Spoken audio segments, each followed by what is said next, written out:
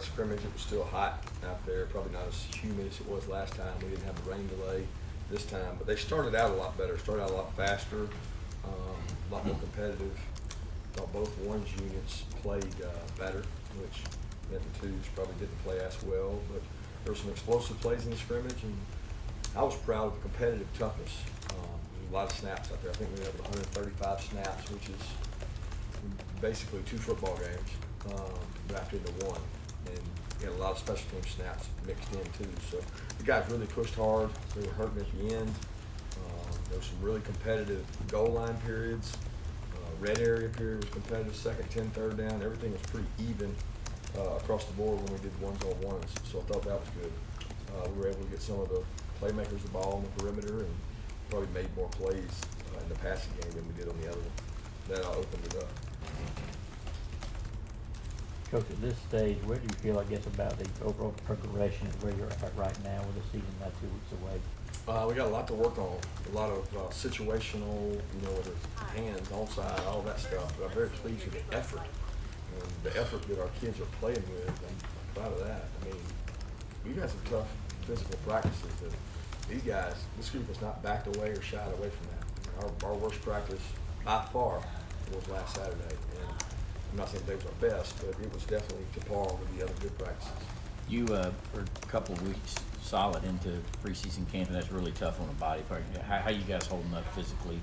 We're good. We got some guys beat up. We had a couple guys that couldn't really go today that have been, not been able to practice some. But, knock on wood, no major injuries. They're going to have tomorrow off. Monday's going to be a light walkthrough. So this is kind of where we say, okay, we got to start getting them back. We got to get recovery. We got to get fluids. So when you have 48 hours, we feel like you can almost recover to a full extent, and we're hoping to get everybody's legs back. You can see today, I mean, the GPS says it, that a guy that was running 19 is running 17, a guy that runs 21 is running 18, 19. They're hurting a little bit, but part of that is mental toughness and the grit, and they've been able to handle that. Julian Rochester was a guy, and David Marshall. Can you tell us where they're at? And I guess Nakobe Dean, he wasn't seen in the warm-up. Yeah, Nakobe's banged up. He wasn't able to scrimmage today, but he's going to be fine, we think. I mean, he got out there and moved around some, did some stuff. Julian is coming off the ACL repair, and he's practiced every day. I mean, he does some periods with us, and he does other periods with a trainer where he runs and gets his mileage up, but not as much contact stuff. So he's doing a little bit of both. And then, who's the other one? David. David does about 50% with us, 50% with the trainer. So we're just, Julian and David are both older players, 4th-year players who are not 100%. So we're trying to control their volume of reps. Also giving some of the other guys reps. But they've practiced each day. Who good on some of those explosive plays? The receivers. A lot of the receivers did. It wasn't this, last scrimmage it seemed like the backs out of the backfield had some big plays. It was the wideouts as a group. I mean, Gager had one, George had one, Tyler had one. I mean, Trey Blanca had one. We had several guys have explosive. Explosive to me is over 12, 13 yards. Kieras had a big one. So, I mean, it seemed very balanced on the explosive part. Are you happy with the progress of that unit? I mean, there's been progress, yeah. I mean, I think you can always do more. I mean, that's what we're trying to do. So, I mean, I'm very pleased with that group's effort, toughness, resiliency, pushing through, contact toughness. There's some balls that probably should have been caught that weren't today, but that's probably always going to be the case. How do you manage, or I don't know, manage may be the wrong word. DeAndre Swift is a guy that had his ups and downs last year. How's he done this fall camp? DeAndre's been good. DeAndre's a good leader in that group. He's very bright. He's probably our most, and I say Brian's the most experienced because Brian has been here longer. Brian doesn't have as much volume of carry as DeAndre does, but Brian has more practice experience, probably more reps, just because you got to remember he went through a whole spring when DeAndre was still in high school. But DeAndre's been good. I want to ask you about Jarvis Jones and his role with the outside linebackers. How did that kind of come about when you guys decided to bring him on to help, and how did his relationship with a good Dale in terms of him coaching high school football?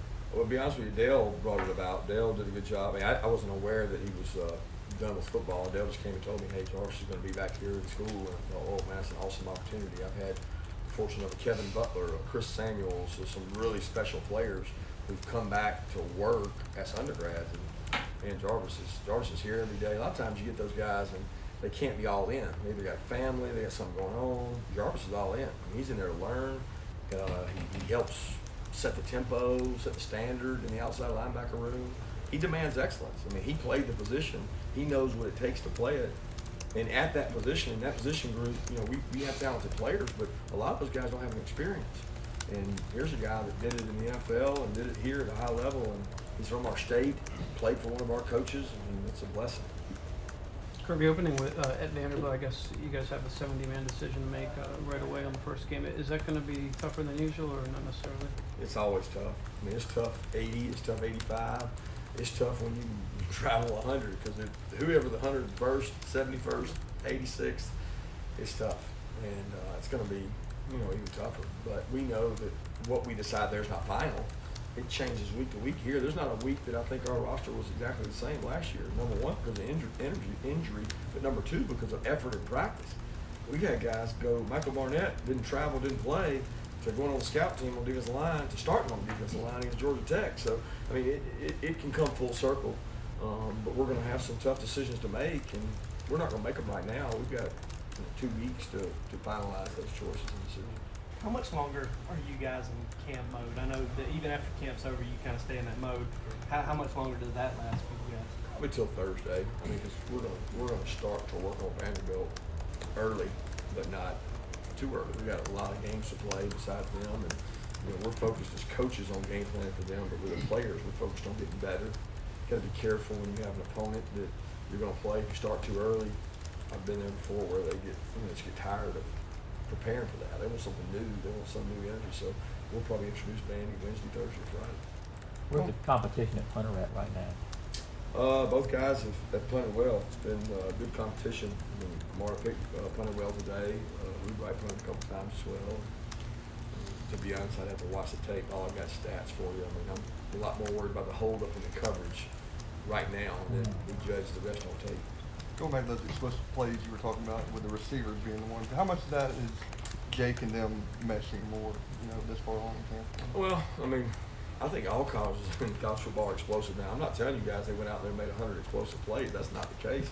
I'd be worried about the defense. I think that we've got some explosive playmakers, and we got a quarterback that throws the deep ball well. I mean, it's really one of his better passes, and they were able to connect on some of those plays.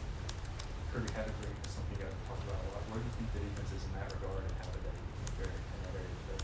I don't know how they fared today statistically, because I can't do that. I don't think we prepared real well today. I don't think we had some big stops. We had a couple of red area stops where I thought, man, they're just driving down the field, then boom, we hit the red area. If we play really good in the red area, it gives us a fighting chance, because we think we can score points offensively, and you know, defensively, if we hold people to field goals, that's big.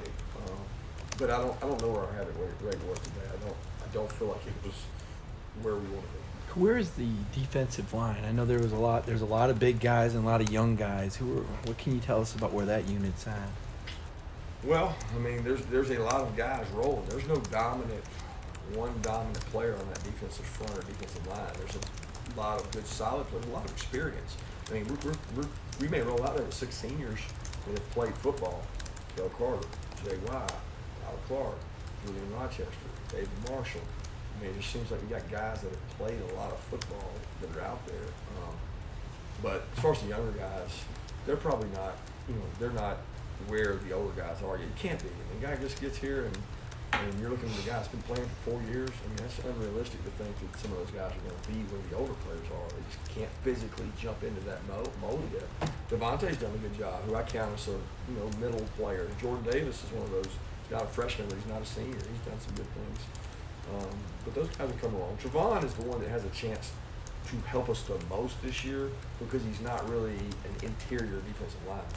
He is more athletic, plays on the edge, can do some more stuff in sub situations, where the other guys are a little more run-oriented.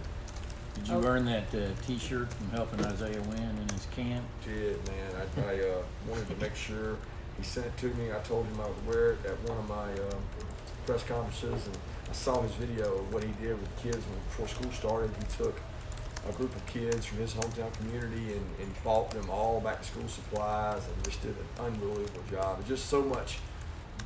It's so indicative of him, of what he did, that I asked him for one of those shirts. So we've been reading his quotes on Win for Wednesday. We've been reading his quotes to the team. So he does a really good job of that.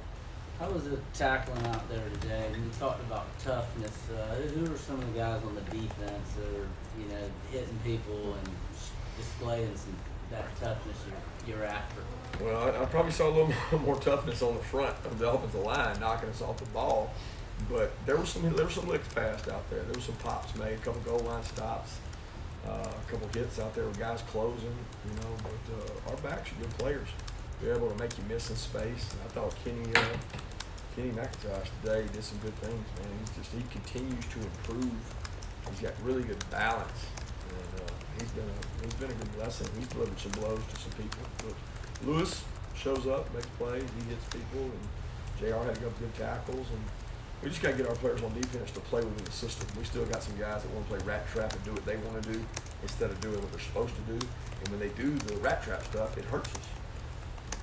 In previous camps, you kind of rooted for the Heat a little bit because you want the guys to have that adversity.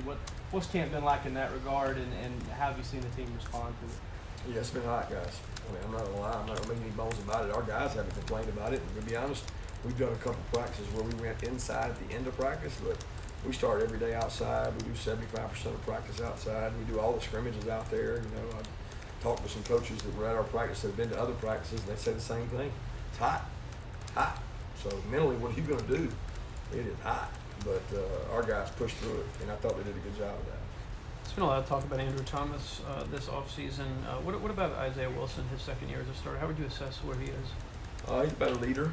I think he's got more stamina. Like, his ability to lead and play hard longer has been good. You know, his first few practices in camp, I thought he played really physical.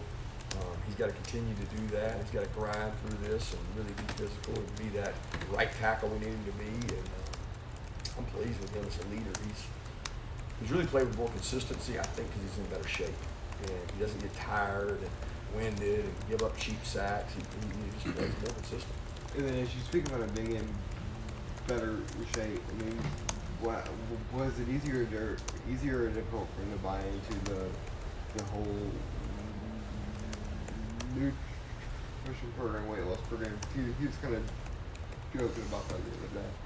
I think he's bought into the whole culture of I got to be a great player. If he wants to be a great player, he's got to eat, he's got to sleep, he's got to get off his phone at night. He's got to do all the things it requires being a good player. And we're trying to get the aggregate of marginal gains, which is like a little bit better at everything.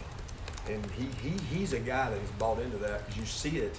You see the results more on the field where he's able to go longer. And he's always physically looked impressive to me, but he played better now. How's Stetson Bennett performing the last couple of scrimmages, and then who's behind him right now? So, you know, DeJuan's not able to go a whole lot in those situations. So Nathan, the Priestley kid's been in there, and he goes a good bit.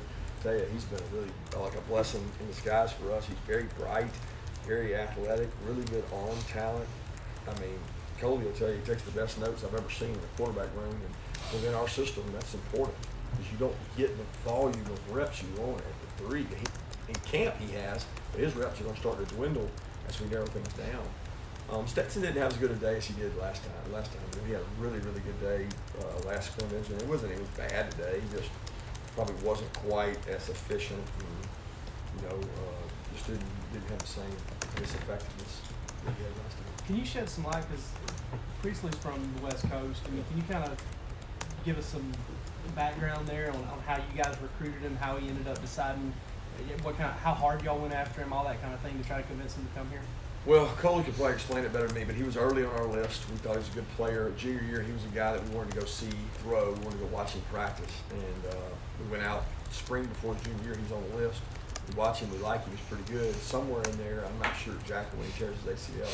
So he misses majority of his junior year with a torn ACL. And that's basically quarterback's make or break year because you're getting judged. Everything's based on that. So he didn't have tape from that junior year. And then the senior year, he's coming off an ACL. He played well, and I think he was going to walk on at North Carolina, and the last minute, he found out he could come in here and be a 3 right away with the 1 situation, and he jumped on it.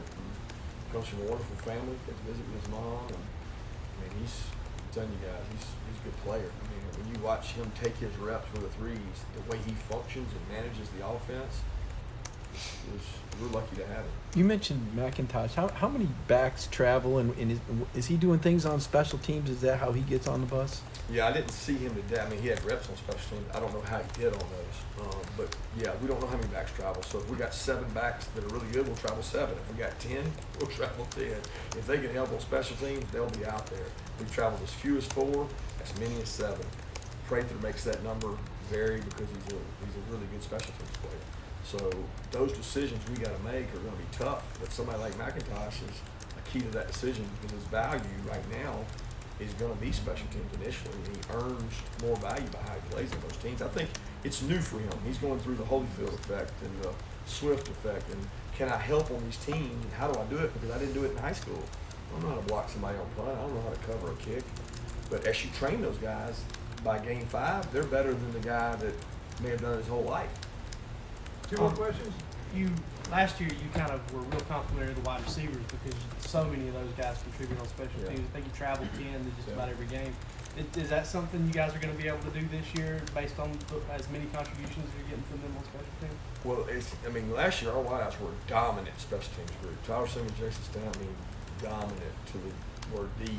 And we know that we're probably not going to be that way. Now, we got wideouts who are going to play on special teams. But when you start talking about George Pickens, Dom, Blaylock, I mean, those guys haven't seen the light. You know, they don't go out and their high school special teams was I was catching the ball and running with it. I wasn't blocking anybody. I wasn't covering anybody. I mean, they have to become those players and be dominant in those roles, and that's something that we're still working on. So we're going to get it by committee. We got more outside backers. We got more inside backers. We got more running backs. So the position versatility for special teams is going to come from which position has the most guys that are the last 5 to get on the bus are going to be dominant special teams players. What was your reaction last week when that video of Pickens got out? I mean, I saw it live, so I mean, Yeah. I was like, shoot, this is a special player, great catch. He's had, I wouldn't say just like that, but he's had several one-handed catches in practice.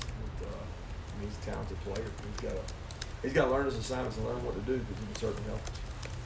Thank you, guys.